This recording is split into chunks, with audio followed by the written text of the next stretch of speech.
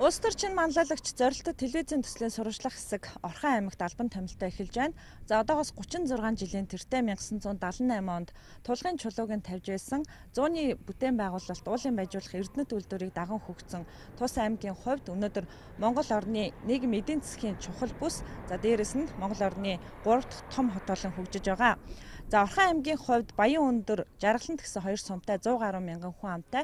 За хүн амынхын дийлэнх нь мэдээж уулын байжуулах Эрдэнэт үйлдвэртэй ажлын байртай, үүний зэрэгцээ газар тариалан мал аж ахуйн салбарыг эрчимтэй хөгжүүлж байна.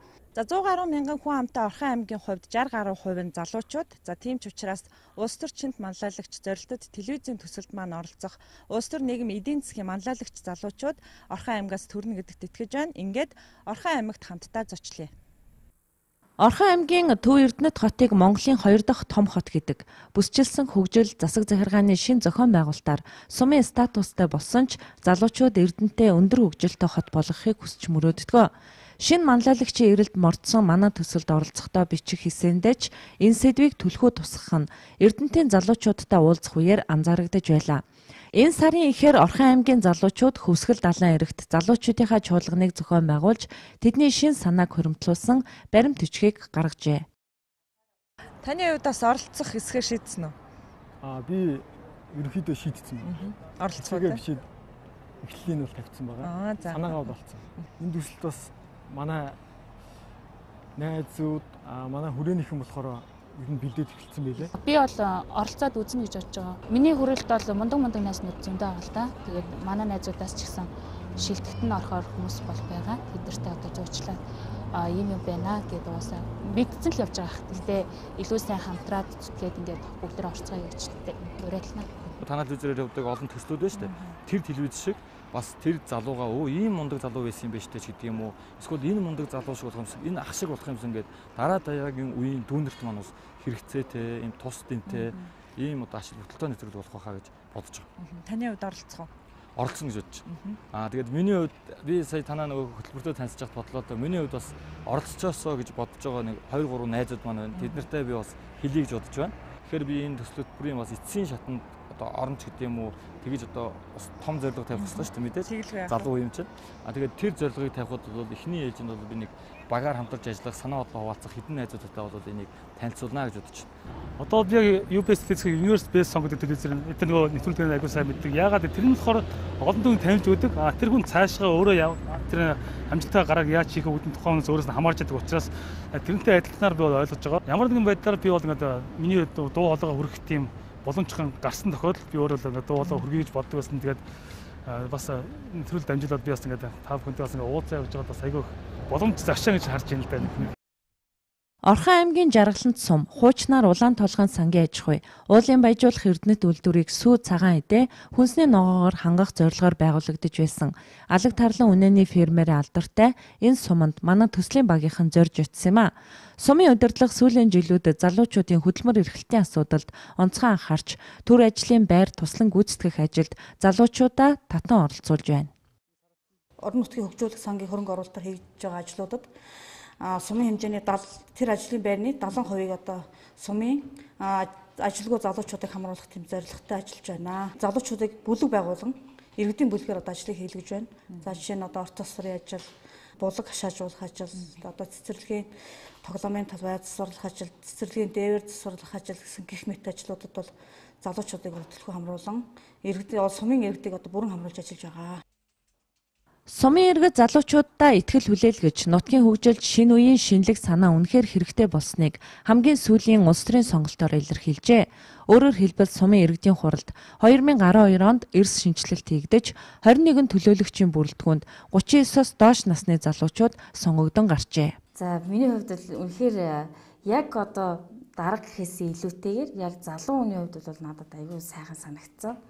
Тэгээ надад шийдэл байна гэдэг үг бол одоо тий бүхэл хүн дотроо тий ямарваа нэгэн шийдэлтэй, ямарваа нэгэн зорилготой байгаа. Тийм учраас л надад маш одоо сайхан санагдсан. Тэгээд үнэхээр оролцмоор санагдсан.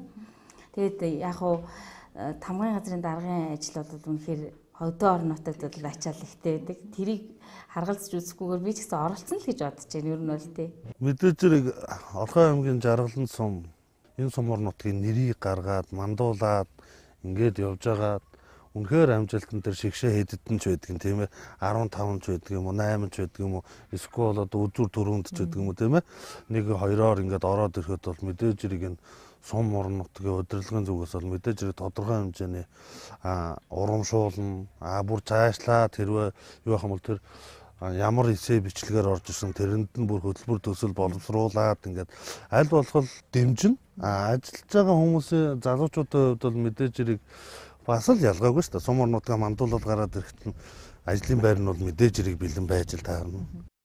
Монгол орны өнцөг булан бүрт залуучууд ажиллаж амьдарч бүх цаг үед бүтээн байгуулалт, үйлдвэрлэл, хөдөө аж ахуй, мал аж ахуй эрхэлж улс орноо хөгжүүлж ирсэн. Малчин залуусын төлөөлөлтөд уулзаж ярилцахаар Жаргалант сумын малчин Түмэн Насангийнхыг зорилоо. Тэрээр 2014 онд малчин залуусын улсын зөвлөгөөнд аймгийн төлөөлөл оролцжээ.